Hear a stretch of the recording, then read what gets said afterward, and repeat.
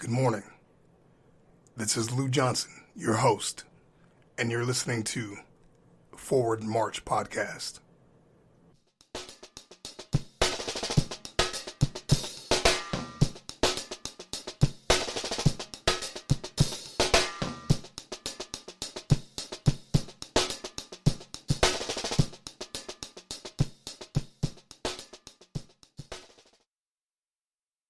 How's it going, folks? Been away a little bit, dealing with school things, and now that I'm on spring break, it's a great time to bring a next guest on. So I'm here with Drew. Drew, your last name's Grayson, right? Grace. Grace. Really? Mm-hmm. Wow, that's very unassuming, because you are not graceful. It's a beautiful last name. That's what I hear from you. That's what I know. Fair enough. So my guest, Drucifer Grace, is here with me today, and he's got a very unique story, just as the past guests have had unique stories, and he's going to share them with us. So we're going to jump right into it. Tell us where you're from. Where'd you grow up? Dallas, Texas, 4 hours north of Austin. Well, specifically Plano. Lived there for the first 18 years of my life. Grew up just like in a normal neighborhood, simple middle-class family. Did typical sports, all that kind of fun stuff. For the first 12 years, it was normal. And then after that, it was a little bit different.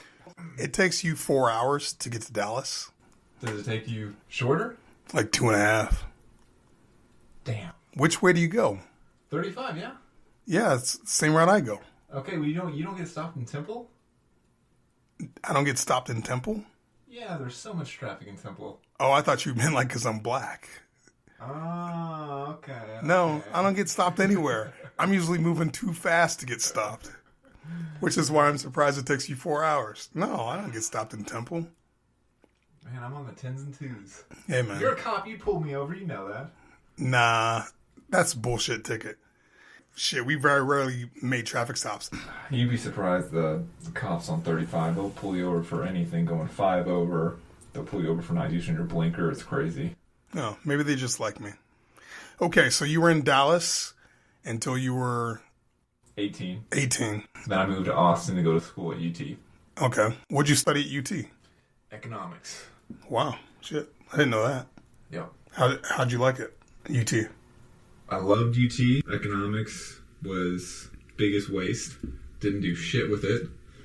But it was one of those things where we'll continue to pay for your schooling, Drew, if you continue to get good grades. And for some reason, I knew economics, so I got A's and B's in all my courses. Wow. Economics type courses, you excelled in them in high school, obviously, because you decided it was going to be your major? No, I just kind of fell into the major. Wow. Yeah. And then your parents were like, hey, we'll keep paying for it? Yeah. Fuck it, hey. That's kind of what it was. And once I graduated, it was like, all right, spread your wings, Drew. Go find something else. Once you graduated from UT, what did you go and do? Sales. Okay. Inside sales. For any particular company? Or? Yeah, for an online marketing company called Yodel. I think they got bought by another small company called Lighthouse, but it's what you would think inside sales is. You just sit in front of the computer, you press a button, the phone rings, a guy answers, you give him the pitch, he either yells at you, says no, or for some awkward reason says yes, and you try and pitch him. And that's about how my day went. For how long did your day go like that? For about 4 months. I did it for 4 months, surprisingly. And then you were like, I'm out? Yeah, and then it bounced. And you went to where? And then after that, I became a merchandiser for an apparel company based out of San Antonio. So they design T-shirts for different sports teams. So you said earlier that life in Dallas was pretty normal for the first 12 years. Is that how you said it? Yeah. Yeah, it was pretty kosher. What changed after that? Just a football game in the street. Look, man, don't fuck around. Tell us all about it. So you're playing football in the street like most kids our age. Well, I don't know how old you are. I'm sure I'm older than you. I'm sure. Wow. Pour my beer on your face. You cannot have my beer anymore. So you're playing football in the street like most kids did. Yeah, and like most 12-year-olds. Yeah, so tell us about that day. And yeah, I was playing football. I got tackled and hit my head on the curb and went into a seizure right then and there. We initially thought it was just, a base concussion, go into a seizure. Of course, it's like, a big freak out. Someone watching their child have a seizure, it's a big deal. And of course, a seizure is a big deal to anyone. Right. So I had that. They brought me into the hospital, got a CAT scan, and realized that I had a very large mass about the size of a ping pong ball in my right frontal lobe of my brain. Was it a ping pong ball or no? I wish. I wish it was. Let's put it that way. Just to preface the story, I wish it was a ping pong ball. Because that's how much of my brain at this point is missing. So it would have saved a lot of hardship if it was just a ping pong ball. All right. Ease us back into it. You're playing football. Yeah, Some dude tackles you. You hit your head. You start seizing. They take you to the hospital. They do some imaging. Get a CAT scan. See the ping pong ball size image in my brain. Basically, during this whole process, I've been put under. I wake up the next morning in a children's hospital in downtown Dallas, thinking, what the hell's going on? I see my mother in this tiny little recliner asleep next to me, still in her makeup with her mascara, kind of running down her eyes. Obviously, I didn't know at the time, but that's the look that someone has when they had been, bawling their eyes out.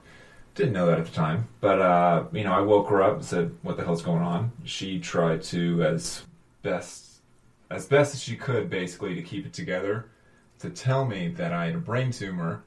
Of course, quote unquote, everything's gonna be okay. And damn. And at that age, at 12 years old, I didn't really understand the complications to it and how serious things were, how impactful this whole situation was. So my response to her, I distinctly remember this, was, well, let's just have them take it out. Not thinking anything else, just like, all right, well, I'm here. I'm in the hospital. Let's just have them take it out. It's not going to be an issue. That was hoping for as a 12-year-old, and this is me now with a few more experiences and a few more stories. Let's put it that way. Right. So we spoke about this when a couple months into knowing each other. I think just in passing, and the conversation didn't really gain any traction. You'd made some comment. I don't know. We were messing around, and you made some comment about having had brain surgery, and I was like, "Oh, really?" And then I didn't follow up on it. And then last night, you and I are talking, and you give me more detail about it, and I was like, "Shut up! Don't tell me anything more. You're gonna come on the show because this is just one of those examples, right? That I don't know. We take life for granted, right? Here you are playing football like you'd probably done a million times before. And this particular time, you get tackled, you hit your head, and you have a seizure. You go to the hospital, and they discover that you've got cancer of the brain. And if not for that day of playing football and being so many things had to come together for, like, the stars had to align in a particular fashion that allowed you to sustain such an injury that you had to go to the hospital and get a CAT scan for them to say, hey, we developed, or we did this imaging, and we discovered a mass in your brain. Yeah. Because if not for football, that day you would not have known. And then you could have had that for, I don't know, until it was too late, right? And according to the doctors, I had it since I was born. Wow. It had been growing since I was born. That's both scary and amazing. So you're in the hospital and you say, hey, Mom, let's just get it removed. We're here, we'll have them check under the hood, change the oil, rotate the tires. And then what happens after that? So basically after that, I was in the hospital for about a week and a half where they were running multiple tests on me, where I kind of picked up that it wasn't as going to be as simple as, okay, just go in there and take it out. I was meeting with 3 different doctors a day. I was getting in 2 MRIs a day. I was getting, as I said, MRIs. And of course, the funny thing about MRIs, which I'm sure you've had before, it's very hard to stay still. MRI, 3 doctors, 2 MRIs, 3 doctors. That lasted for about a week and a half. And then finally one day I got brought into a room and there was the doctors that I'd all been seeing, and it was going to be the surgeon and all of his team that were going to be there in the room. And one thing that I picked up on, which I even mentioned to my mother when I was 12 and when I became older as well, was that I felt like my surgeon was really dark and like really cold towards me before the surgery. What do you mean by that? How so? Very short answers, very just strict, to the point, didn't want any small talk. I come from a very outgoing family. Yeah. Really, everything's on the table when it comes to talking. They don't shy away from anything. I was raised to be that way, so I'm not an in-your-face type of person, but at the same time, I'm going to shy away. I'm going to, come over to you, ask you how your day is going, all that kind of stuff. So that's the type of person I was even at 12 years old. And so when I would try and ask him how his day was and all that kind of stuff, he would not give me the time of day. And I realized that was because he didn't know if I would make it after the surgery. And he had done that so many times with kids and they didn't make it that he couldn't, start a relationship and start a bond with these kids that he was working on and fear that they might, die. Yeah. It's tough. Yeah. That's really rough. Yeah. Being a surgeon for children, it's got to be really hard. Really hard. So obviously the job made him dark. I mean, what you observed and explained to your mother wasn't it wasn't just something you made up. It actually, he was that way. And he probably felt like he had to be that way so that he could toughen up his heart a little bit. Definitely. Yeah. Of Damn. course. Yeah. Damn, that's sad. It's sad when you choose a profession with like this idea that, I'm just going to save lives and it'll be great. And it doesn't always work out how we think it's going to work out. No. And then it's like it changes your perspective and your idea about the job. And you keep doing it anyway. Yeah. That's some courage right there. Yeah, it really is. So before the surgery was a little rough. And then you go into surgery and they remove this ping pong sized ball from your head. They do. How was recovery? Well, it was nice because... It was nice. Well, I preface this response with it was nice because it happened during my winter break. So I was in the hospital, unfortunately. Well, on one hand it was nice, on the other hand it wasn't. But I was in the hospital during Christmas. Which on one hand it wasn't nice because you don't have that homey feeling and Santa coming and all that kind of stuff. But at the same time, I got to meet like hella athletes. Like Dallas Stars players came in, Texas Rangers players came in. Like I have so many bobbleheads, it's crazy. So they were just coming through to see kids during Christmas, doing their charity work? Doing their thing, yeah. Nice. Yeah, just signed bobbleheads all over the place. Wow. That's actually better than Christmas, in my personal opinion. Yeah, and of course back then, as I said, when I was 12, into sports and all that kind of stuff, so seeing all the people you watch on TV was great, and it put a smile on my face, which I'm sure is the reason that they go to these hospitals, is for that sole purpose, to put a smile on these sick kids' faces. Right. Yeah.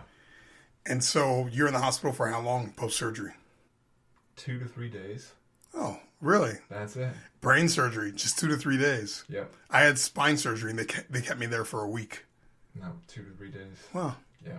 Nice. Yeah. So then you just go home, and they're like, hey, have a good time, kid. Yeah, so because it was during winter break, they just said, go home, relax. Yeah, I just, all through winter break, and then when I came back, I learned 2 things. One, which I tried to explain to my friend multiple times. He actually did me quite a great favor, and it wasn't his fault that I had what I had, but the kid that hit me, his name was Grant. After I got put in the hospital for my tumor and brain cancer and all that kind of stuff. It was a schwannoma tumor, actually, to be more specific. He went to school and thought it was his fault. That you had the tumor. Because he hit me and I got a concussion. At 12 years old, I guess you know. That's how he put everything together. He's like, oh my God. Together. Yeah, he thought, I tackled him. I tackled cancer into his head. Yeah, so I had to go back and try to explain that to him, but yeah, he was pretty messed up.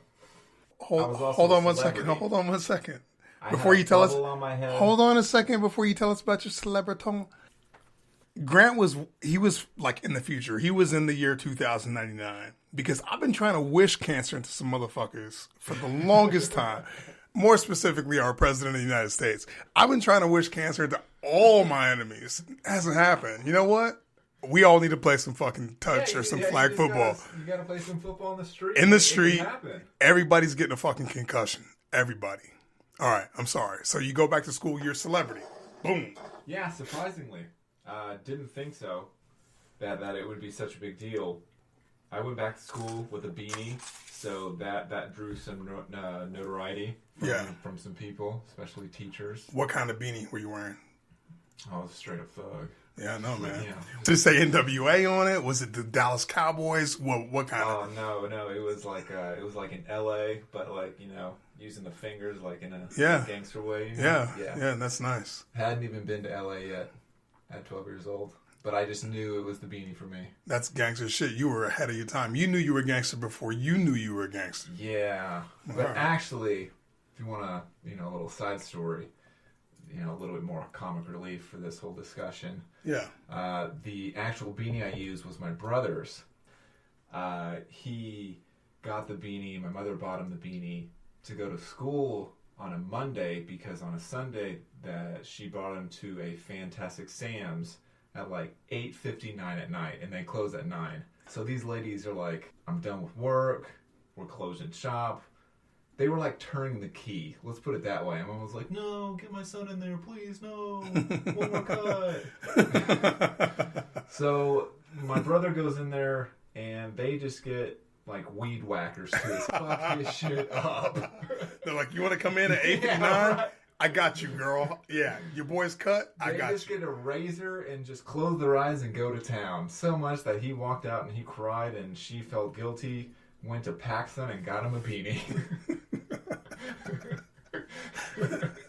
And that's the beanie I wore for like 6 months. That is awesome. Okay, the show's over. Thanks. Yeah, that was... I still have that beanie, actually. You still wear it? I did for my most recent surgery that I had 2 years ago. How many surgeries have you had? I've had 4. Okay. Yep. So why so many? Well, just out of curiosity, because I don't know. Out of ignorance, I guess. Yeah, no worries. One was to remove the initial mass, and then the second one was to remove more mass in my brain that basically cancerous mass. Let's put it that way. And then the next 2 were because of the first 2 surgeries I had. I developed a lot of damaged scar tissue, which led to epilepsy. So my next 2 surgeries were trying to deal with my epilepsy. So you would just go into epileptic shock and basically display seizure-like activity, or no, I'm full out, like I'm grand master, grand mal seizures. Seizures. Yeah. So what should someone do if they encounter someone having a seizure? I don't know. Come on, man, you got to know this. I've never been around a person that had a seizure. Yeah, but here's the thing. They didn't give your ass a pamphlet. They didn't give your mother a pamphlet and say, hey, if your son has a seizure, do these things. No, you see all that stuff in movies where they get like a wooden spoon or some shit and they put it in someone's mouth. They put a leather belt in your mouth. Right. They grab their tongue or something like that. No. Like, I've been with Lauren for 8 years. She's seen me have probably 20 to 30 seizures at this point. She just says, all right, I'm here. She, just lets me know that she's next to me and just lets me do my thing. Do you think that's about it? Do you think she's really next to you, or do you think she's seen you have so many seizures that she's like, okay, I'll be right back. I'm going to run to the store. Right. I've seen this show before. I know how long it lasts. She just like pats me on my shoulder until I go unconscious, and then I wake up and I yell for her, and then she's like, "Oh shit, he's back up." She runs over to me. She's all, "Be right back." Yeah, right. Like, you wake up, why do we have a baby monitor? Exactly. Yeah, the computer's open on FaceTime. Like and she's just recording, and she's like, "Cool, he's still out. I'm going to get my nails done." Exactly. Okay, so you don't really know the answer to that. So you go in, you have all these seizures, you have developed epilepsy. How do they handle that? I mean, because you and I had a pretty interesting discussion last night where you told me that they actually found a way to fix it, sort of, right? Yeah, so I'll go back to my first surgery to deal with my epilepsy was, in a simplistic way to say, it was basically like brain grafting. So what they did was they opened up my head, removed part of my skull, put basically this grid over the damaged scar tissue, which is, they basically put it over the area where I don't have brain. Right. Let's put it that way. That's a lot of area. Yeah. I know that was some shit joke, and I see you smoking over there. All the damaged scar tissue. And then closed my brain back up, and then I had cords coming out the back of my neck with these little nodes attached to these cords. Yeah. That were then attached to this little fanny pack that I had to wear for a week. And in that week, I had to have as many seizures as possible. So they would have me hyperventilate into a paper bag. They put a strobe light in my face. They put me on a treadmill. They flashed the lights in the... I'd get into the bathroom. They'd flash the lights off and on. I mean, they did a lot of stuff trying to get me out of a seizure. I couldn't sleep. It was tough. It was definitely the worst week of my life. I think I had, in a week, I had about 5 of them. Wow. Yeah, and the first one I had was right when I got out of surgery. So that was really tough. Just getting out of surgery and being all groggy and instantly going right into a seizure is not fun. But yeah, so that was the first one. And so I guess it's like a 2-part surgery that I include into one. Then they go back up, open up my head again, take the map off that has all the nodes on it. With the information that they gathered using a little mapping for where I had my seizures, they're able to pinpoint where the electricity basically builds up in my brain. So they remove that area of damaged scar tissue, hoping that it would, solve my epilepsy. Of course, if you have one seizure, you're always declared epileptic. It's just how it is. At least that's what I've been told. It is what it is in my case, given how many I've had. But it helped for probably about 4 to 5 years. And then halfway through college, they just picked right back up out of nowhere. So you didn't have a seizure for 4 to 5 years? 4 to 5 years, didn't have one. That must have been nice. It was really nice. Thought you were like in the clear, and then they just picked up out of nowhere. Out of nowhere. What changed during that time? Anything in particular that changed during that time in your life that may have been, I don't know, like the catalyst for more seizures? Drinking. Huh. Drugs. Nice. Any particular drugs that you care to share? No. So they were the good ones. Nice. It was mostly just drinking, though. Yeah. Yeah. For quite a few of them. Which is dumb, given the fact that if I know that drinking causes my epilepsy, I should know my limits. And it took me a year to figure out my limits, which is way too long, because in that year is when I had the most of my seizures. So I wasn't responsible, but I had a good college experience. And that's, but that matters as well. Now, yeah. I'm not like some advocate for everyone go out, find a hooker and get a couple bumps of coke and sniff coke off a hooker's small of her back in the bathroom at Burger King I haven't seen a fucking Burger King here. Do they have Burger King in Austin? I have not seen a Burger King. There's one off of Breaker and Mopac. I'm going to go there just to be like, this Next is to the that, soul. Like, Jack Jack's Lifeboat, that garbage ass seafood restaurant. Okay. It's like hidden. They only have that creepy one side that says like chicken fries. No one ever turns in there. Then I'm not going there. So, Never had Burger King. doing bumps of coke off of a P. Terry's bathroom, bathroom toilet that's seat. Austin. Okay, that's better. All right, sorry. At a vegan restaurant. At a vegan. yeah. At some True Foods. Yeah. Okay. Coke at a True Foods. So you had that experience, which is important, but also what was important was that you determined, you were able to determine what your limits were. Right. And then, granted, it took you a little longer. Who cares? You're alive today, and now you know, because we drink often, and we're drinking right now. Yeah, we're drinking right now, as we always do on the show. I actually had to buy booze for this recording tonight, and now you know your limit, so that's good. You won't overdo it. Okay, and so you had a bunch of seizures, and then what happened after that? Once they began recurring. Well, I just want to say real quick that for anyone that does have epilepsy, it's tough. It really is to live with it. As this show's all about, it's about pushing on and moving forward. And there's been times that I've had, most of my seizures have been in public. I've gone in bathroom stalls and had them patios at restaurants during happy hour. I've had them in the most inconvenient of places at baseball games. It's just been like, really tough experiences. But if you're going through something like that, just find the right doctor. Keep living your life. But as I said before, it took me a year to get responsible with what I was doing and understand my body and all that kind of stuff. But just be responsible, because it can be tough, but you can live with it. Yeah.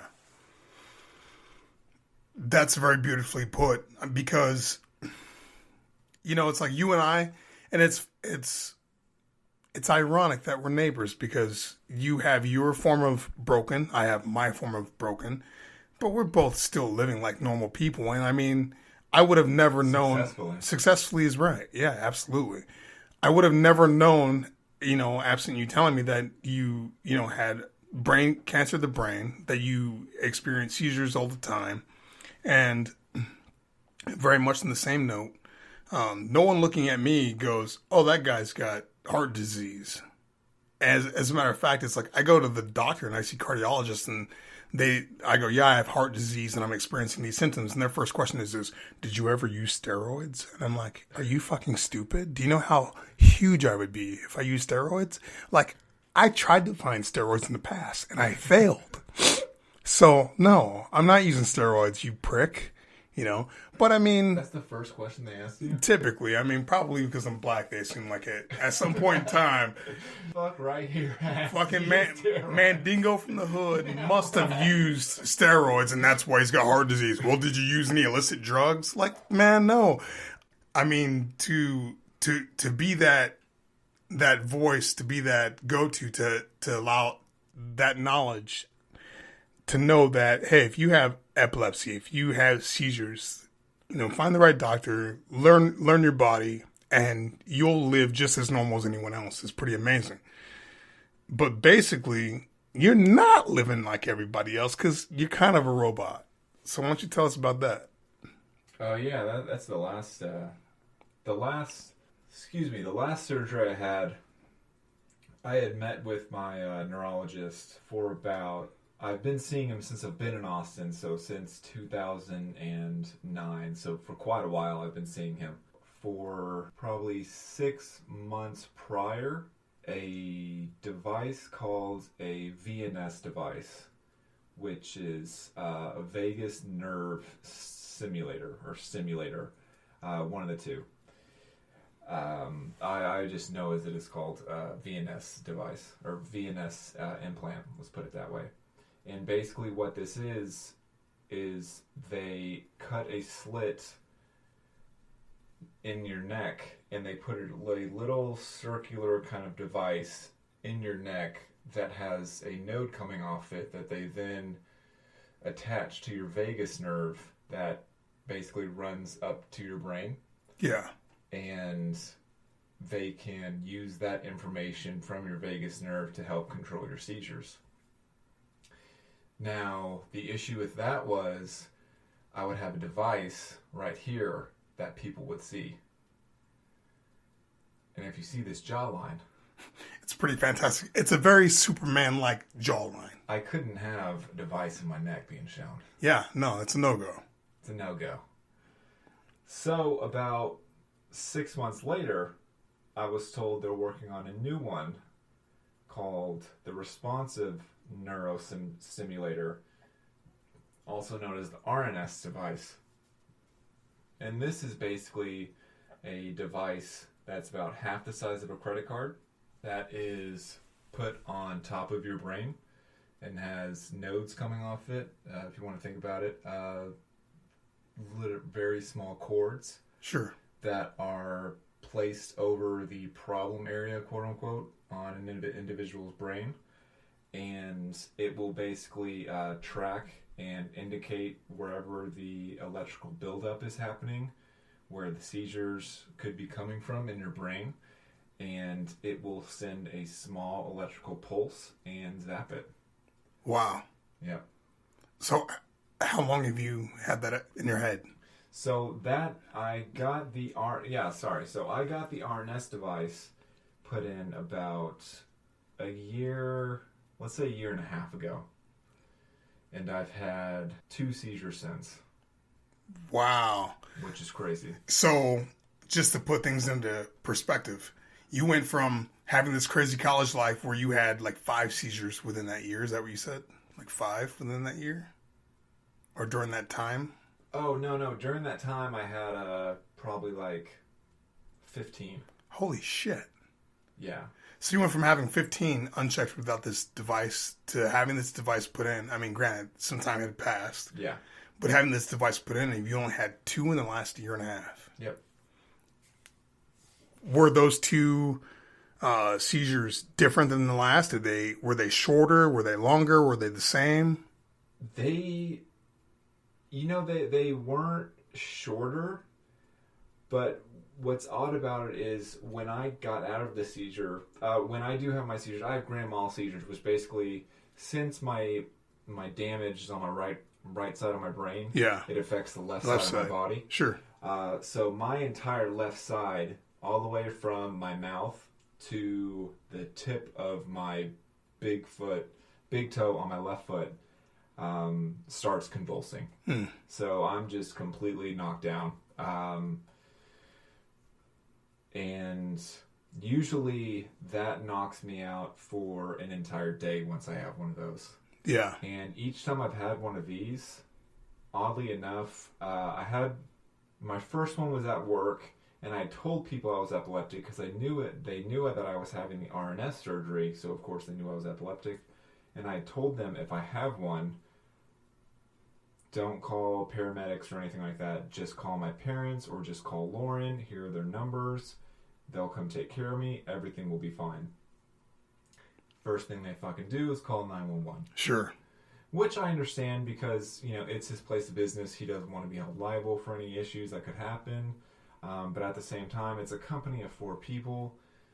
So it's not like we're all close. I'm not going to sue you. Yeah. So I don't know. I kind of felt that was some bullshit. Anyway, these guys showed up, and I was coherent enough that I was speaking with them and asking them how their day was. Like, oh, is your day going okay? Oh, I might be the easiest, person that you're going to see today. Hopefully I am. Maybe you'll see someone easier. All right, y'all have a good day. And then they left. And that's different than it's been in the past. And usually, as I said, I've been knocked out for... I have the seizure, which usually lasts a minute to 2 minutes, if not more. And then I sleep for about 12 to 15 hours. Wow. Yeah. Wow. So the last 2 I had the seizure. I was up. I took a nap for about an hour and a half. Of course, I always have a crazy headache. That's just, what comes with it. Right. Your brain has just gone through so much. There's going to be some repercussions from what just happened. And yeah, it's just been totally different. It's been a life changer. That's pretty amazing. And is that technology available to anyone who might be having seizures or? So it is available to people that have taken over five medications, and they have not been able to treat their epilepsy or control their epilepsy to a specific point. Now, I had been on my 8th by the time that I had gotten approved, so hopefully they've gotten a little bit more lenient with their restrictions in terms of sticking with the 5. Sure. So is this device, you called it an RNS device. Is it a deep brain stimulator or? Yeah. Okay. So basically, I'll put it specifically for how it is with me. It is, they removed a part of my skull. They put a tray in that area where they removed that area of my skull. I don't know why I say area so many times. The part of my skull they removed, they put a tray there. Think of it as like a lunch tray where it has the lip. Yeah. Basically, they used that lip to put 4 screws in, and then in that tray, they put the device. Okay. And from that device comes multiple cords. And on these cords are different nodes. So my device has 4 different nodes on it. I have 2 that are on top of my brain, which is on top of the damaged area, which is just to the right of the empty mass or emptiness in my right frontal lobe. Sure. The void, let's put it that way, my right frontal lobe. And then I have 2 of the other nodes, which are needles, which they actually put into my brain. Yeah. And those go right underneath the mass. So I have 2 above and 2 below. Okay. Yeah. So basically, they closed that up, and they gave me a laptop. It's this janky, like 1998 Dell laptop, but it's probably the most expensive thing I have in my house. and it has one program. It comes with a little device that's attached using a USB that is basically a wand, and all I do is I open the program, I select synchronize, and I use this wand and I put it over my right frontal lobe where the device is located. And basically all the wand is doing is taking all the information that the device has picked up, all the brain activity from that area in my brain that it's picked up over the past 2 weeks or however long it's been since I've uploaded, and it puts it onto the computer. And then there's also a button that says send, and then I just send it over to my neurologist, and he looks at the data, and then he can manipulate my device and adjust its levels to, how much he wants or how fast things need to be shot out, or I don't really know the lingo towards it. I just know that it's in my head and he knows what to do and it works. Yeah. Put it that way. So basically, you're a cyborg. Yeah, so I've been told. When you send this data, what is it? Just all digital zeros and ones, or it's a graph? It's a graph. It's a graph. Yeah, it's a graph with a bunch of spikes, and if there's too many spikes in a specific area, so basically it's a graph with 4 lines, each line being a specific node. So with the graph, there will be the spikes of my brain activity, and if there's too many high spikes in an area, then my doctor will see that, notify me of it, and he will be able to adjust my device so that my device can pick up that kind of activity from now on, and see if that's dangerous enough, it'll zap it. Sure. Yeah. Okay, so that device picks up on activity in your brain. So basically, If there's too much activity in one specific area, it kind of zaps it. So well, it does zap it. It does zap it. So you can't watch porn or masturbate because... No, too much activity. Too much activity. Yeah. Too many... You'd just be zapped for like a good 3 minutes. Well, actually, there's been a few times where like I've just, had to wank. Yeah. And I've just, gone into a seizure. I just taped my hand to my dick. And then just went into a seizure. Yeah. My left hand to my dick, and then just went into a seizure, and it was like a dope-ass hand job. You know what? This might work out for you. I never thought about that until now. Yeah. Well, I got you this. It's duct tape. Just in case you decide to take up that.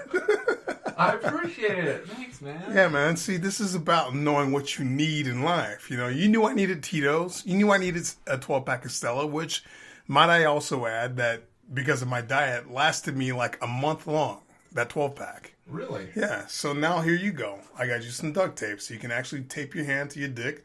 And next time you're going into a seizure, you just have just go to town. It'll be the ride of your life. You won't probably remember it. I won't. And you'll wake up tired just as if you would had you been waking it for an hour. I will. So you're welcome. I appreciate that. That's what I do. Luke. Yeah, I solve problems. That's what I do. I appreciate that. I'm here for you. Thank you. So, wrapping things up, how has this whole experience changed your life, and how has it affected the people that you care about and that care about you?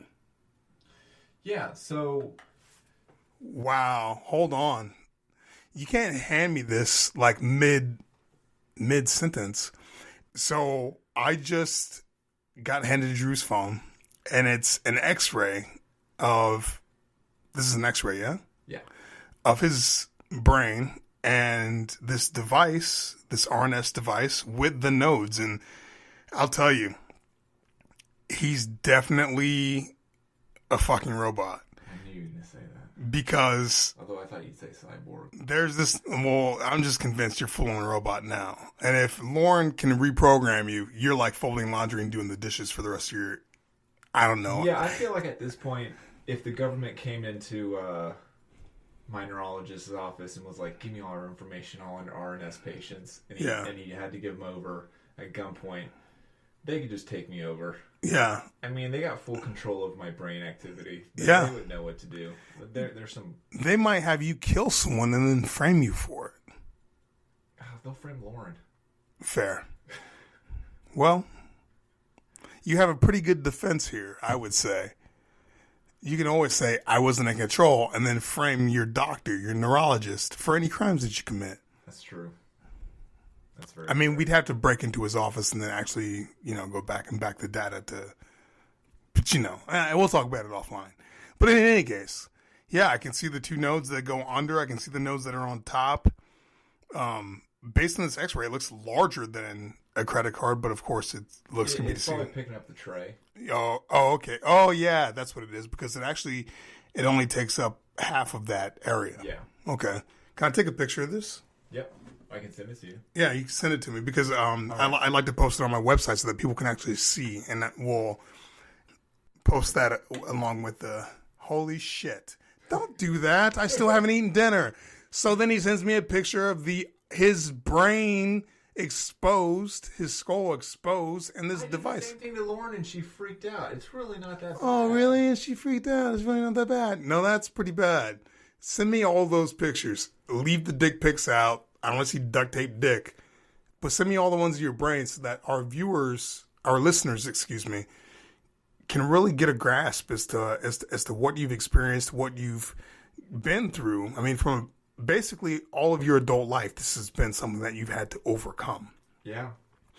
And, some people, we are presented with these obstacles in life, and we allow it to be a handicap to our growth. And we make up excuses as to why we can't do A, B, or C because this happened to me. Yeah. And this is a beautiful example of how all of these things happen to you at a young age. And you could have just said, you know what? Screw it. I'm throwing in the towel. I don't want to do this. You could have let this be beginning of a lifetime of excuses, and you didn't. Why do you think that is? What do you think is different about you than any other person that allowed you to overcome this obstacle and to persevere? Honestly, I don't know if it was about me, but the people that I surrounded myself with. Okay. Those individuals, anytime I was down, would pick me up. Anytime no one was, people I were relying on weren't there, they would step in. It wouldn't be an issue. Yeah. Just the people I surrounded myself with, whether it's close friends, primarily family, primarily Lauren. Honestly, she's been fantastic through this entire thing. But in terms of if you're asking just like about me, I think a lot of it comes from experiences, and by experiences I mean I had cancer from the age from 12 to 15. Right. In that time, I wasn't able to play sports, and soccer was my huge thing. I loved playing soccer. All my friends played soccer. It was how, like, I hung out with all my friends, all that kind of fun stuff. So when I turned 17, I still thought I might have it, and I tried out for the school team. Didn't make it, like, first day.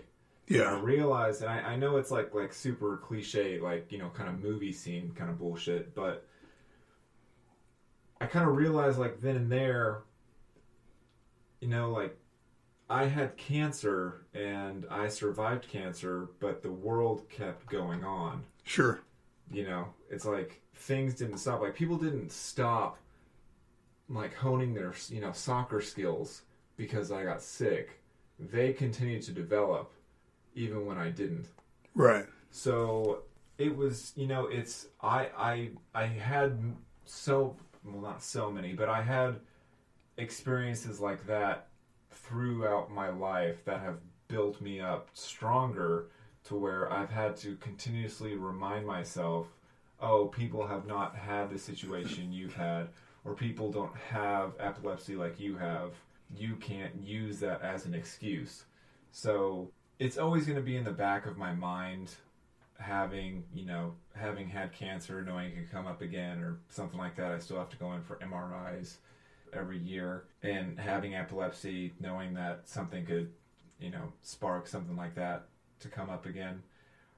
But you can't use those disabilities to bring yourself down, and telling people, especially telling people that you have those disabilities, that never works, because there's so many people that have those disabilities. I know I'm just rambling on at this point. No. You're making valid points. Continue. But you can kind of agree in this sense. Like, I've met so many people that have tried to use their disability as an excuse, whether it's an excuse that they didn't get something or a reason that they should get something over someone else. And it just doesn't make sense, because I'm a person that also, although I don't really like to classify having epilepsy as a disability because I don't treat it as such, I do have like a medical complication in my life. I don't believe people should use those as excuses. Right. And I don't use that as an excuse in my life, and I believe that's why I am where I'm at today, through these experiences, and not using excuses to get where I am.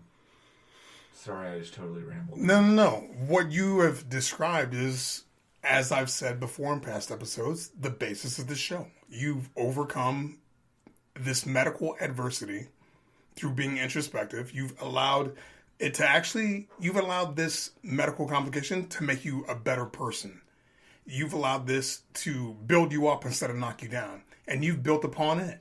And you've done everything right because you met with the right doctors. And when you were presented with a doctor who seemed like you guys weren't a good fit, you dismissed that person.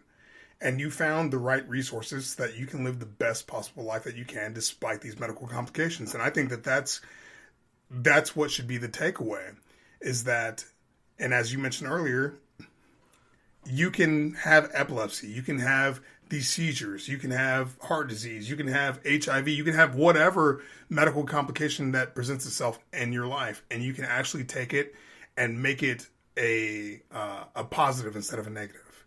And I mean, there's no pun intended when I say that. I'm saying that you can actually use it to make yourself better instead of allowing it to knock you down. Because to not fight is the easy way out. To not persevere and to overcome that obstacle, to not even attempt to overcome that obstacle, that's the easy way. Nothing that is worth it is easy. Going off of what you just said, after I got done, fingers crossed, got done when I was 15 and was cleared with cancer, I got involved with the Make-A-Wish Foundation. Yes. And so that's just going off of what you said, trying to, use what you have to, if not better yourself, but better other people. And I believe that's what I was trying to do through Make-A-Wish. And I think anyone that does that stuff, it helps a lot of people. Yeah. It really does. Yeah. Well, I'm glad that you've been presented with such adversities that you've realized what's important, that you've realized how you can use it to help other people. Because, like I said, man, many people would say, you know what, fuck this, I'm throwing in the towel, I don't want to live anymore, I've got this thing going on, and you know what, I'm done fighting. And you have not only recognized that, you know what, this isn't all bad, I can live and have a normal life, but you said I can also help other people because of it. And that's some heroic shit, dude. I appreciate that. Yeah, man. I appreciate you. All right, fucker. Before I start bawling, and before you start bawling, because we all know that crying only gets you a wet shirt, we're going to say goodbye. I appreciate you being here. Is there any last words you'd like to say to our listeners? Thank you so much for having me on this podcast. I look forward to listening to it, and Lauren looks forward to listening to it and making fun of my voice. Super fair. I think that because she's dealt with you for the last 8 years, you should go off and find a ring in her size. Just saying. And I'm going to end it with that. All right, folks. Thank you so much for listening, and we'll see you next time. It's Lou Johnson, Forward March Podcast. Keep pushing forward. Good night.